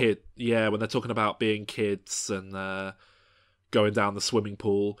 Oh, and you chose cheese and onion, and I chose salt and vinegar. Or maybe I chose the wrong crisp flavour. It's like, it's overwritten. It's stilted. The delivery doesn't work. I hate it. I know exactly what you mean. It feels like we need to set up that these guys might get together, like that it's realistic, and they kind of jump into that a bit too quickly. And I know what you're saying. I also think, and I don't mean to be too kind of nasty about it, but I think Andrew Shim as Milky is probably the weakest link in the cast. And not to say it's particularly bad, I think... Vicky McClure is phenomenal in this TV series, as is Joseph Gilgun. In particular, I think they're the real breakout, standout stars of the TV show, because Thomas Turgoose as Shaun very much becomes a supporting role. Yeah. And Gadget, actually, Andy Ellis does really get a lot more to do in this, but it's a very different kind of... It's like comedy acting, and I do love his subplot in 86 with what's her name? Trudy, who's in the film. Yes, she's the shoe seller. Yeah, but I didn't remember until I went back and rewatched it. Yeah. But yeah, so yeah, I think Andrew Schirmer's Milky. He gets a bit more to do in This Is England 90 towards the end. You know, he's a big part of the conclusion of this whole thing, and I think he handles that pretty well. But I think the way he does it, where she says, "Sometimes I feel like I picked the wrong person." It's like, oh well, something's definitely going to happen then. It kind of. She doesn't say that. She says. I think she says specifically, "Sometimes I feel like I picked the wrong crisp flavour." Chris Bayer. She says Chris Bayer! Because they were both bought crisps for it. You remember when we were kids? You two used to take it in turns to take me on dates down the swimming baths. 1 week Woody, 1 week you. It was freaking expensive. That's why I could only afford once a fortnight. And then to top it off, you used to make us buy you crisps on the way out. Yeah, and a one bar and a panda pop if I got a Thursday. You always were the princess to please. He liked smoky bacon, you like cheese and onion. Still do. Time to think I picked the wrong crisp buyer. I hate it. I love everything else about this franchise. It's that one scene just makes my skin curl. I can't do it. Skin crawl, toes curl. But no, I do like this, and I've really come to appreciate the slow burn, to be honest, on the rewatches of 86. Partly because of this bizarre bully character, Flip. Yeah. Ginge! Hey up, here come the budgies. What you got there, Sean? Some chips. Well, that's rude. You want one? No. Iggy might. Yeah, I'm hungry, Sean. You want one? No. Go on then, Sean, I'll have a chip. Come on. Oh, that looks nice. Fuck off with your ginger chips, Sean. What do you want? It is bizarre. I don't know what the fuck Shane Meadows and co were thinking. Allowing this guy, Perry Fitzpatrick, to come in and talk like this. Because it's a really affected voice. And it's like he's like a Steve Coogan character. That's who he reminds me of. It's a very big sitcom character, isn't it? And it just feels out of place. It feels so tonally like just something else entirely. But I love him. I love that character. I think he's hilarious. I think, I love it. And the guy who's the sort of gormless mate he's got, Joe Dempsey, whatever that character's called, next to him. Iggy. Which is I thought it was well. called Iggy, and only when I looked him in the credits, he's actually called Higgy with an H. But no one ever pronounces it. So yeah. I love him, but he does a lot to carry me through this first episode, but it's like I say, it's because the film was the same. It's kind of a jovial, fun film for the first half hour, and then it starts to get bleak. So it makes sense that they were sort of approaching the series from that way. So,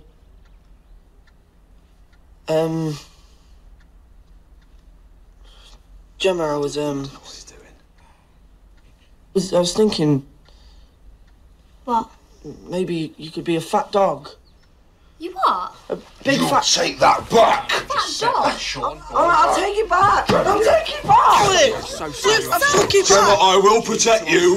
That's my dad's lamb! Fucking arsehole, you said you weren't going to hit me! No, I never, Ginge. I never said nothing about hitting.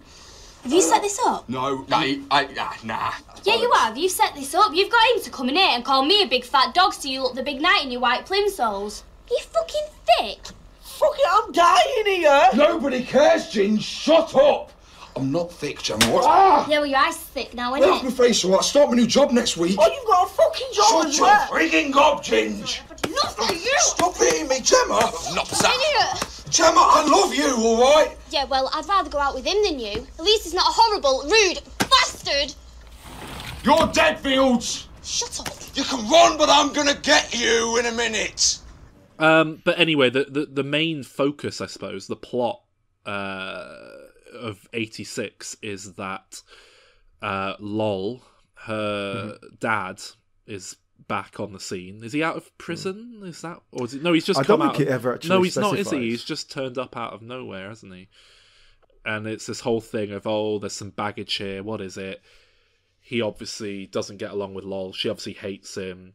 The mum is in this awkward position of like wanting to take him back, and it's obviously a very toxic relationship, and ultimately, you know, it comes out that he used to molest her as a child.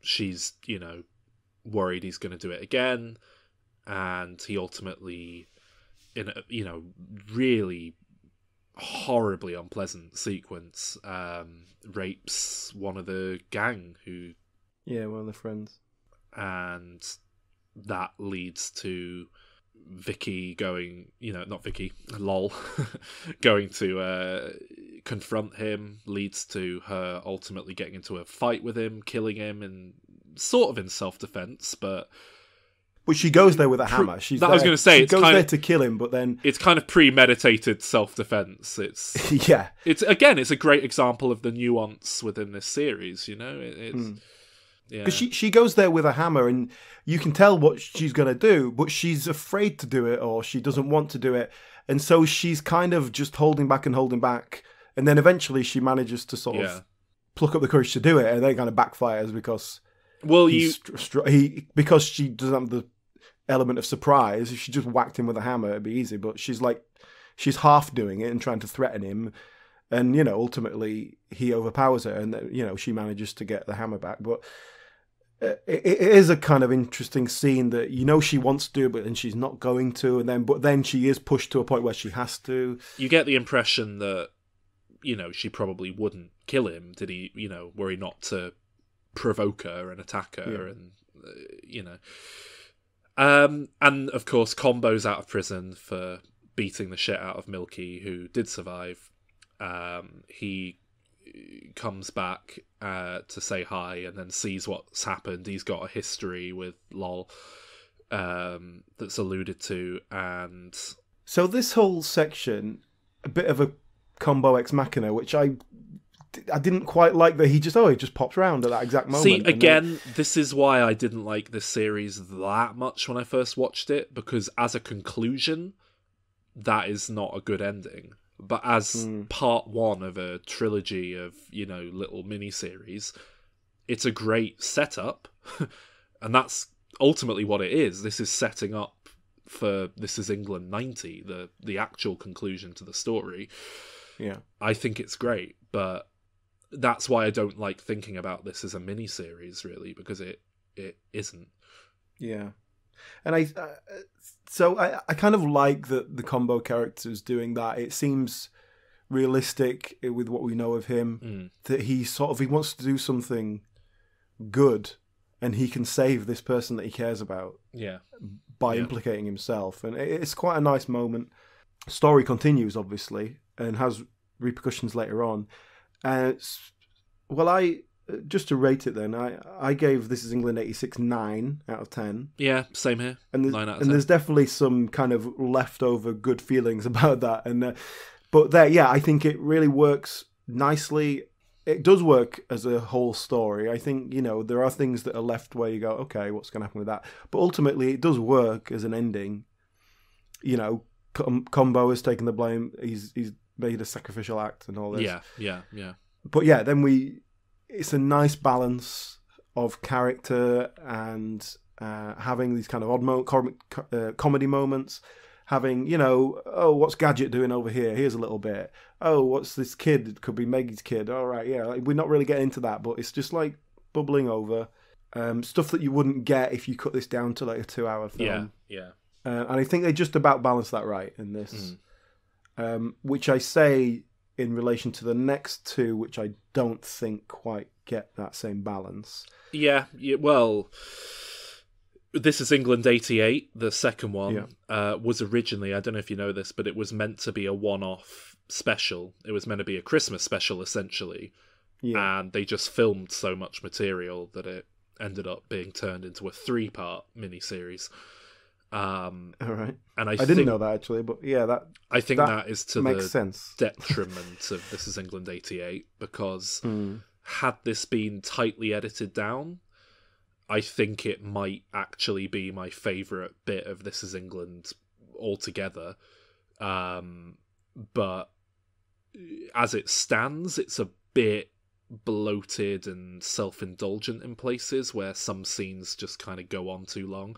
But the real main focus of this. Oh, and we should add, we missed in the previous one, 86, the whole subplot. The Lol is kind of pushing Woody away from her, despite having a pretty nice, happy relationship, and she ultimately ends up cheating on him with his best friend Milky, as a kind of way of acting out because of what's going on with her dad.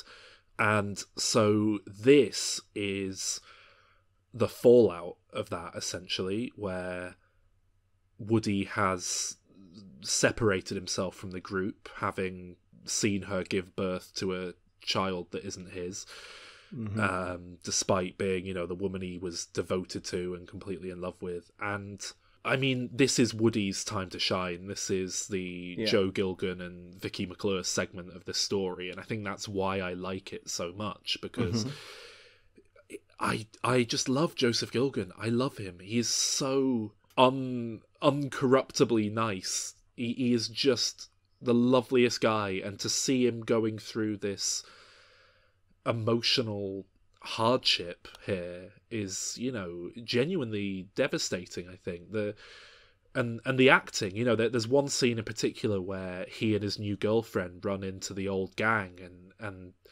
it's a very prolonged scene, but it's a rare case in this series where I'm really happy they let it play out as long as they do, because I just love it. I love his performance. I think there's so much vulnerability about what he's doing, but you know, he's trying to keep it together, and there's something about his voice and the way it kind of, I can't do it, the way it kind of cracks when he's crying. You know, it's just... Woody, I'm not fighting you. Fuck you, get away, get away. Get away. Come on, just talk, man. Fucking Fuck! What do I do now? You've ruined my life. You fucking ruined my life, man. Do you know that? You've ruined it. I'm sorry, Woody. No, you're not sorry. I am sorry. If you were sorry to come and fucking sin me, you would have done. You're a fucking snake in the grass. You are, mate. You are. You are. We were brothers, we were. I'd have fucking died for you. I would have fucking died for you. That's what I would have done. Fucking go away from me, Milk. Come on, Milk. Yeah, go on, fuck off. He's wonderful to watch, and I love the whole subplot with him getting this new girlfriend who's perfect on paper, and his family love, and his life is, you know, should be perfect, but he's not happy. And well, that's the whole point of him, and the kind of the skinhead culture that he got into when he was young, is that he didn't want to just be a normal person with a normal job like his dad, and like he finds them very boring middle class people, and he doesn't want to be like that, and so that continues to play, and I like that. I think, whilst I love this dynamic, I think a lot of the scenes with his mum and new girlfriend and dad are a bit too drawn out and two-dimensional, perhaps, a bit. Yeah, I think it makes the point, and then you don't get any further than that. Yeah, I know what you mean. But it's quite funny at times. But yeah, and the emotional depth it leads to, with, you know, ultimately him and Lol coming back together at the end, I just think is you know, wonderful, beautiful, dare I say. I find it very interesting what you said about this being intended as a one-off, because this feels drawn out to me. This feels like it's too long. You can kind of see the working behind the camera, I think, and yeah. But no, I think This Is England 88 is very much a victim of not realising that less is more. Same thing that happened to the Hobbit trilogy. Meant to be one thing, turn it into a trilogy. But then there's also scenes like where, for example, Woody and his girlfriend go for dinner with the boss. Yeah. It's just that goes on too long. Yeah, and it's like we get the point, he doesn't really like the minutes boss. At most, yeah. And it was in this series, and it does continue in 90, where I start to feel like this feels a bit too much like soap opera. Yeah, I know what you mean. Where it's not focused, it's not tight, and so it just feels like, look, all these people exist and we're telling their stories. Yeah. And I think that's probably the intention. I think that's what they're going for. Yeah. But it just gets this soap opera feel about it, in terms of story, not in terms of the acting and all that, obviously. I kind of agree. I think it's with the TV series in general, and I'd say this about 86 as well, that I started to understand the criticisms other people had about the film, where they, felt it was just a bit too melodramatic and so on. I could kind of see it in the TV show. But ultimately I do love this, but I agree it's just a bit baggy. And the culmination of all this is that Lol attempts suicide, and they find her and she gets her stomach pumped and all that. And they go into quite a kind of gratuitous detail about that process, which is nice, I think. But this is precipitated by, she's basically being haunted by kind of the memory of her father. And now this was a bit odd because it's not just she's having nightmares. She's literally seeing him and kind of almost communicating with him as a very solid thing. And she obviously knows he's not really there. But it's further than it goes a bit further than post-traumatic stress. It's like she's having schizophrenic hallucinations or something. I must say I'm not a huge fan of all that, because it kind of breaks the realism of the film and the first series to have this kind of artistic way of portraying something in the film. It's like if the film had just had a dream sequence in the middle of it or something. It just tonally doesn't quite feel right. But what ultimately kind of I don't like about that whole thing is the conclusion to it, which is she attempts suicide, and ultimately that solves all her problems because it means she gets Woody back, which I don't particularly like the message of that. But also she's saved by this nurse who takes an interest in her. And there's a sort of suggestion that she's saved by the power of prayer, and I'm not quite sure what it's trying to say. And I don't know. It is this weird kind of incongruous Irish nurse as well, which just feels like a real... I know there's accents from all over, but it's kind of odd to have such a stereotypical kind of stock character. Yeah, it's like, no, really, guys, she is Catholic. Don't worry, she is really exactly. Irish. And it just feels like a half-baked thing. Because even if a character is doing something that I don't agree with personally, I can still get on board with that. Yeah, I know what but you mean. But it just feels like weird kind of religious propaganda dropped in. I don't know what Shane Meadows' beliefs are or anything like that. So I don't know how much of it is just character work or what, but it definitely didn't sit right with me. You're right, actually, and like suicide in films is something that often does rub me the wrong way. So it's kind of odd that it doesn't really bother me here, that it does kind of solve her problems. But I think it's because, to me, This Is England 88 is very much Woody's story. I think he is the protagonist. It's told from his point of view.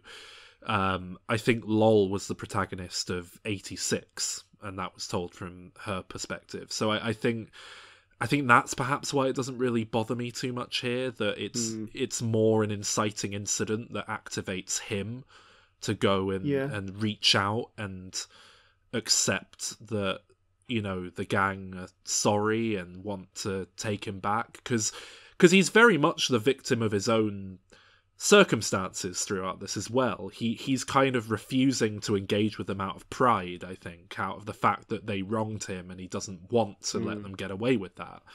And it's very understandable, but there's scenes like the one where he looks into the pub through the window on his bike, and you always get the sense that he could go and hang out with them. I think they specifically say as much. And he doesn't want to. Yeah, but the problem is that he sees Milky there, and it's like, well, I can't forgive him, so if they've chosen him over me, then fuck them, right? Yeah. Which is fair enough, right? And that is the sort of thing in groups of friends, if a relationship fractures, it can throw off the whole dynamic. I think it's totally relatable. Yeah, completely. But also, probably the best moment in the whole thing for me is when Trevor comes and knocks on his door Christmas Day, and she tells him that Lol's... Oh my God.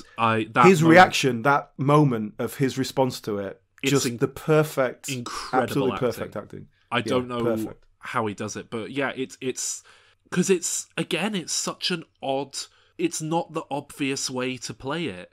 I don't know, if I was an actor approaching that scene, I think I would think, well, you can't go too big and obvious up front because it'll seem insincere and fake and melodramatic.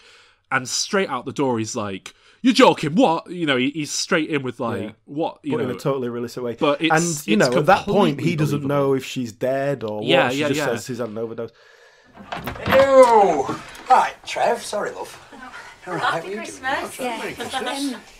I've been trying the phone. It's been engaged all morning. I told you, stupid that is. Listen, come inside. We're just opening some presents. You can sit down. No, I can't come in. Look, I'm sorry for coming round on Christmas Day, but you're gonna have to come to hospital with me. It's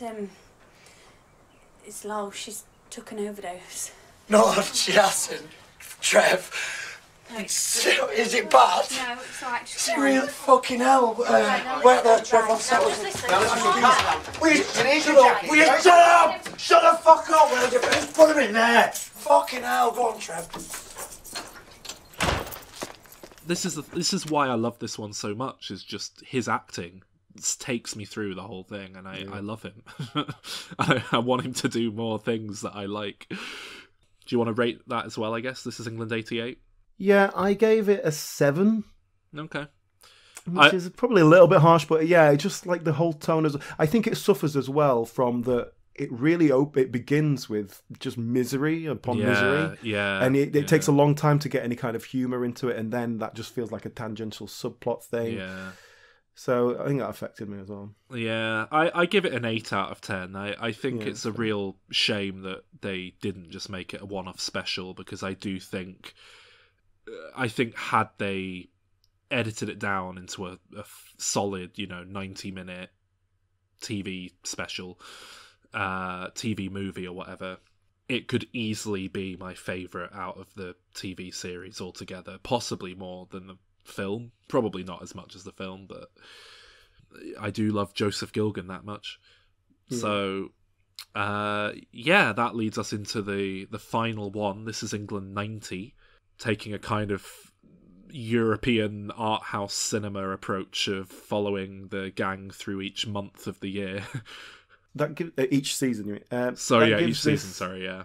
That gives this a different feel, because you are able to tell a story that's taking place over a year, rather than we're just checking in with the gang. This is like a 2-week period that we might be looking at here. And I think it gives it a slightly different feel. I don't think that's a bad idea necessarily. Yeah, it's a weird one for me, this, because this is the first point that the franchise crosses over into my lifetime. And obviously I don't remember 1990 particularly, but I remember the 90s, which they're touching on now. It's kind of just weirdly closer to my own life experience than this franchise has ever been before, and I do find that a bit jarring almost. Yeah. Not in a bad way, just, it's odd. Yeah, and they make a sort of distinct change with the culture, the music, and the clothing and stuff like that, and it feels a little bit forced, especially with the likes of kind of, they go to a rave and they go to it's like the Stone Roses are playing on the Happy Mondays. It's like they did the same thing for every instance we've had of these characters. 86 was all the fashion on the costumes had all changed from the movie. Then again into 88, and now Woody's a mod and all this sort of stuff.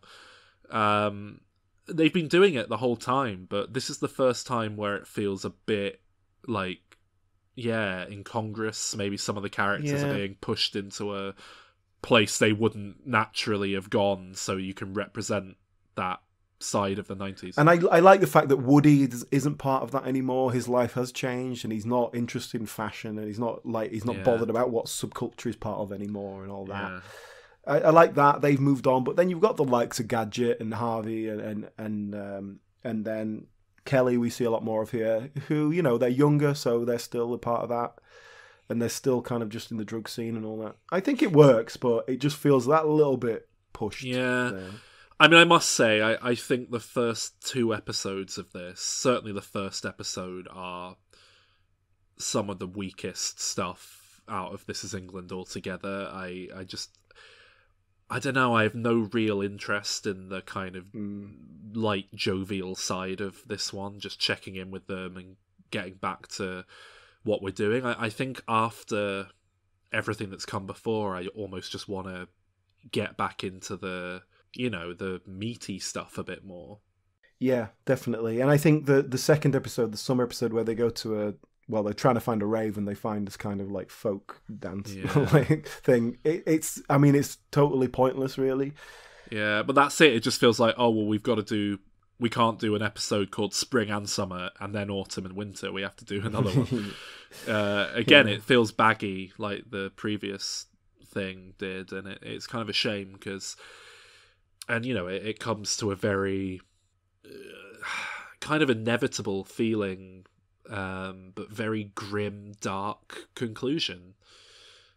Again, I don't know. There's something to be said for Stephen Graham, but you know, basically the conclusion is that Milky's family get wind that he's out of prison and have sworn revenge on him for putting their relative in a hospital bed where he only just pulled through and didn't die, and decide they're going to go and kill him. And there's this, you know, horrible drawn out sequence where Milky kind of takes him away to a cafe, and you know something's coming, and he kind of has this redemptive moment with Milky, and it's really like upsetting because, you know, you can tell Milky wants to forgive him and let him have that redemption, but he's kind of in too deep. I really like that. From Milky, like the way that's played, it's quite underplayed, really. It's quite subtle because he never says, "Oh, I wish I didn't have to do this." He never quite says that, but it's like, yeah, it's out of his hands. It's he wants to forgive. Yeah, and there is a sort of significance to it all because what he's done is quite a cold, calculated act of revenge, even if it's not with his own hands. And there's something more malignant about that, something more evil about that than what Combo did, which completely. Was in the moment and a moment of passion. And you could certainly argue that Combo is more dangerous. You wouldn't want to hang out with him, but what Milky does is so much colder. And even there's grey area there because, you know, he obviously doesn't want to do it, but. And I think Stephen Graham's performance is heartbreaking at the end. You know, when that I have to say there are very few moments in film and TV that have like really stayed with me, that have like disturbed me. And two of them involve Thomas Turgoose as a side character, so I don't know what that's about. One of them is the film Eden Lake, and the ending of that film I found very disturbing in a way that kind of stayed with me. And that scene where they carry off Combo to kill him, and he's just shouting, "I don't want to die." It's that's really stayed with me. I don't know. It's something about it I find very disturbing because he's so. You don't want him to die, and it's a sight. I don't know. You never. It's so rare. You know, there's a million people get murdered in film and TV. It happens all the time. People get shot. People get killed. It's a horror movie. It's always meant to be horrible, but it's actually very rare that you see a character kind of distraught at the fact that they are going to die. A strong character as well. Yeah, it doesn't come up a lot. And there's something about it, and I think his performance here that's really stayed with me. Like more than anything in any of This Is England, that moment where they carry him away is kind of the image etched into my mind. It's weird. So yeah, what would you give 90 out of 10? I give this one a 7 as well. Similar 8 reasons as well. Last one, yeah. But you know, we're comparing it to a film that is 10 out of 10 for both of us, so that's why it's, you know. Well, perhaps now we will go to an interview with Thomas Turgoose and Andrew Ellis. So we don't know exactly how that's going to slot in, but we'll figure it out, I suppose.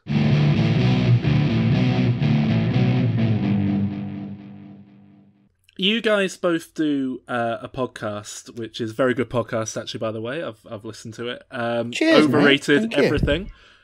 That's the one. He's not saying the podcast's overrated. That's the name of it. Yeah. I do genuinely recommend that to our listeners. I know I've mentioned podcasts that people do on the show before, but This is a sincere recommendation. This one's actually good. I'm not just saying it. Can we pay you by PayPal? But yeah, the premise is you have people on to chat about what they think is overrated, isn't it? And I mean, it's quite a loose premise. I think it just similar to this. That's a nice idea. It's kind of like a Room 101 thing, isn't it? You pick something you don't like and then moan about it for an hour.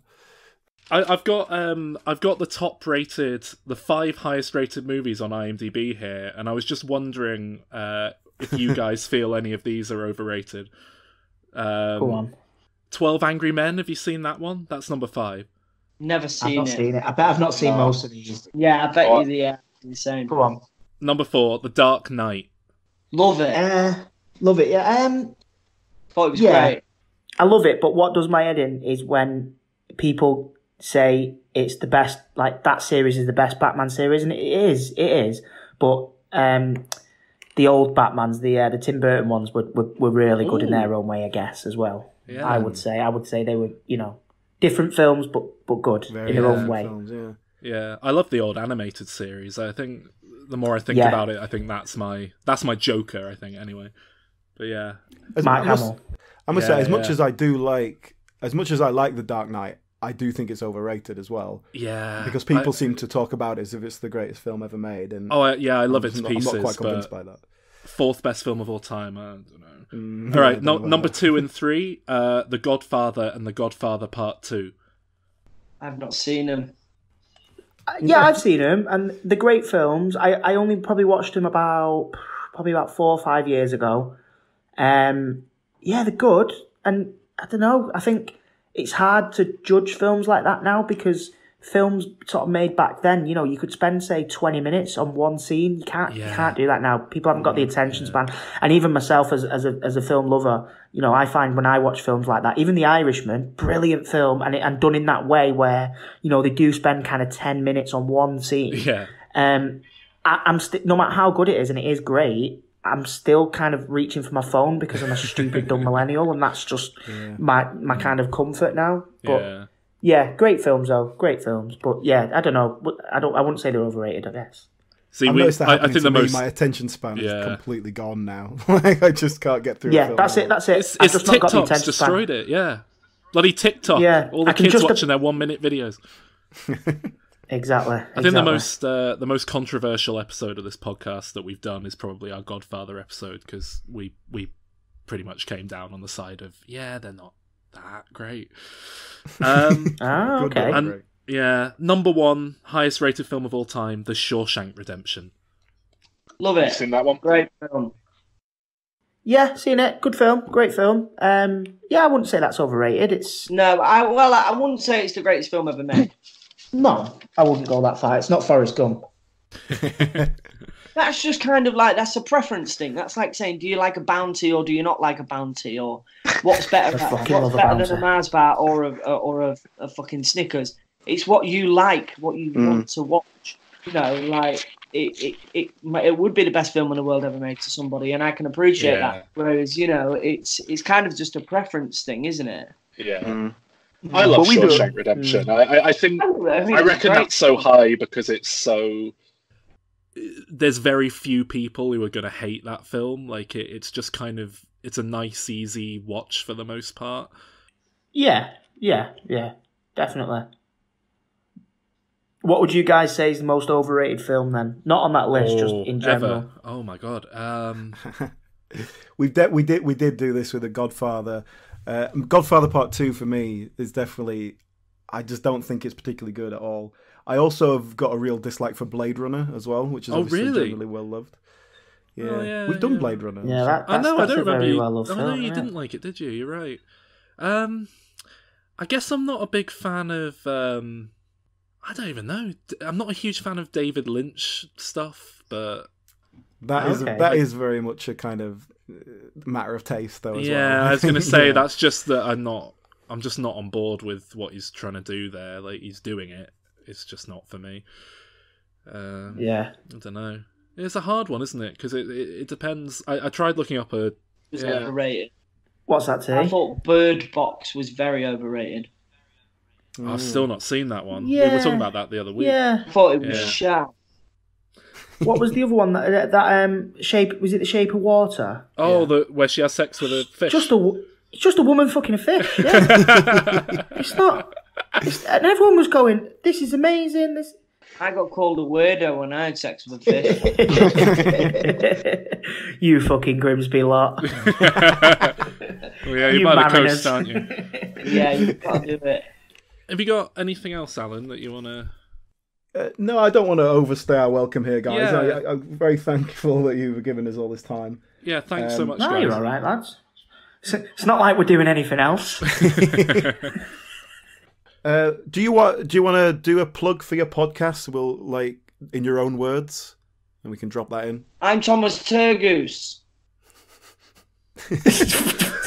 Carry on. You're supposed to go, and I'm Andy Ellis. All right, okay, let's do it. I'm Thomas Turgoose. And I'm Andy Ellis. We are Overrated Everything. So listen, it's great. Really good. It's going to be on YouTube soon as well. That was slick, very smooth. You can tell how closely you guys work together. We wrote that. Is that some of that improv we've been hearing about? Yeah, that was the finest improvisation. That's what happens, without Shane here to direct it. Yeah, thank you very much, guys. Actually, I've got one more question before you go. Oh, all right. That I've just thought of. What are you up to now? What's going on in your careers, I guess? What are you working on? I mean, nothing at the moment. Obviously, we're in quarantine. But... I've just finished a 10-part series for Sky One called Intergalactic, which is a new sci-fi. And I did a film last year called Creation Stories, which is the story of Alan McGee, who's the music producer who found Oasis. So that should be out later on in the year, hopefully. And Andy's just been in everything that's being made at the minute, I suppose, hasn't you, mate? Oh, fuck, I would.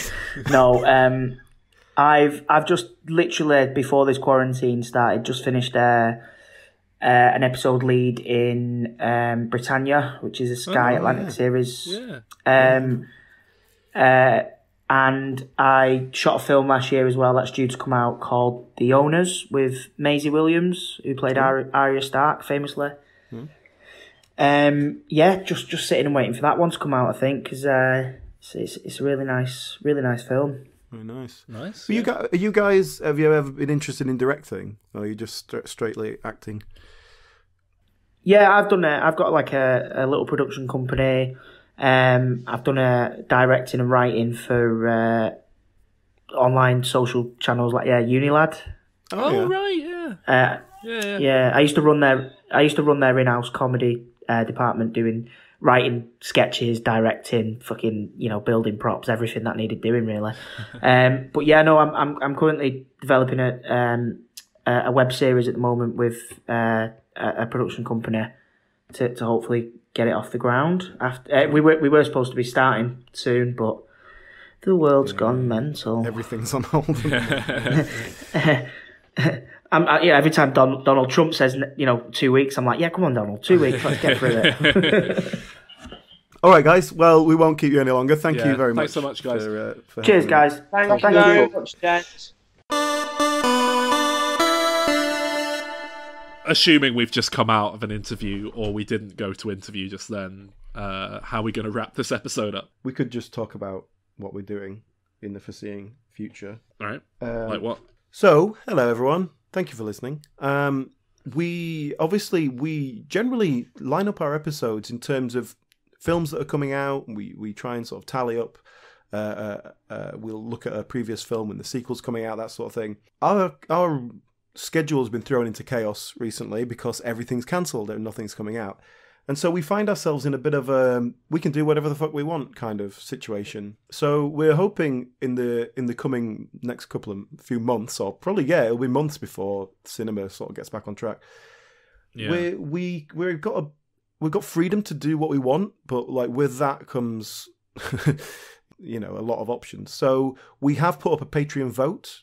Yes. We have a Patreon account. If you guys liked what you heard, please do go and chuck some money at us. For as little as $1 a month, you will get access to a whole plethora of Diminisodes, where we review all sorts of films, and that's generally where we review recent releases that we've just seen, but we do all sorts on there. We do little Q&A episodes with questions sent in from listeners. We put up an episode of the account of Calvin and Alan going to the James Bond secret cinema experience that they recorded on location. There's some cool stuff up there.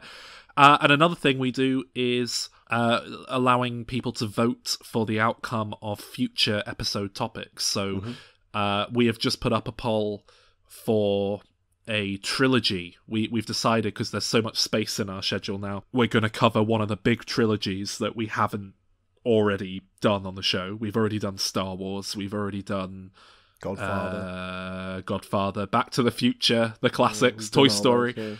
Tell you what we haven't done yet is the Lord of the Rings trilogy. We haven't done George A. Romero's Dead trilogy, Night of the Living Dead, Dawn of the Dead, Day of the Dead. We haven't done the Three Colors trilogy, Before Sunrise, the Dollars trilogy, the Matrix trilogy, and we haven't done the Human Centipede trilogy. So if you would like to have your say selecting one of those for us, we will be covering them in a future season of episodes, probably, I think, depending on how it all goes. I think we'll probably be doing a separate episode for each film. Yeah. So that is patreon.com/Dim Returns. We only ask for $1 a month, and we say we put out these Diminisodes. They're usually about 20 minutes long. I say we do on average one a week, but there's not a strict schedule to it. We just sort of do it as and when something comes up. But we try and put them out pretty regularly. There's been over 50, and we've been doing it for about a year, I think. So one a month for $1 would be a bargain. And realistically, you're getting 3 or 4, you know. And, you know, ultimately you're helping us carry on producing the podcast, such as it is, which is obviously free. So we do appreciate it, and we appreciate people throwing us a bit of money. I don't think we've got any money coming in now because of coronavirus, so in our personal lives, I mean, so that's So if you've got any great ideas or suggestions, now is the time to put them, because we're actually listening. Usually we have a pretty heavy schedule planned out months ahead, and we'd have the odd gap where we'll throw in a Bond film or something. But yeah, we kind of got a lot of scope at the moment. So if you've got any ideas, just throw it out. Hang on, what are we at? We're at Twitter or Instagram at Dim Returns Pod. That's probably the best place to contact us. So and follow us on that. Follow us on Instagram. Put up pictures and stuff. Yeah, it's nice. Facebook as well. Yeah, we do all the social medias. Because we were going to be doing Black Widow next week, but that's obviously not coming out now. We were going to be doing Scooby-Doo for Scoob, but that's been delayed. So, you know, Fast and the Furious 9's not coming out this year now, so uncertain times. But it means we've got a chance to do some films that we might not normally do. So throw some suggestions at us, and we shall consider. Hopefully you will have more time to listen to us. Oh, and by the way, if you're a new listener who liked this, who hasn't listened to us before but came on because of the guests reeling you in, do consider checking out some other episodes at dimreturns.com or just, you know, whatever podcasting app you use. We're on all the big ones. This is episode 202, so we've got quite a significant back catalogue of things. You'll definitely be able to find something that you've seen and are interested in back there. Yeah. So, check it out. We're normally a lot funnier than this, but it was a serious film. All right. Okay. See you next week. Bye.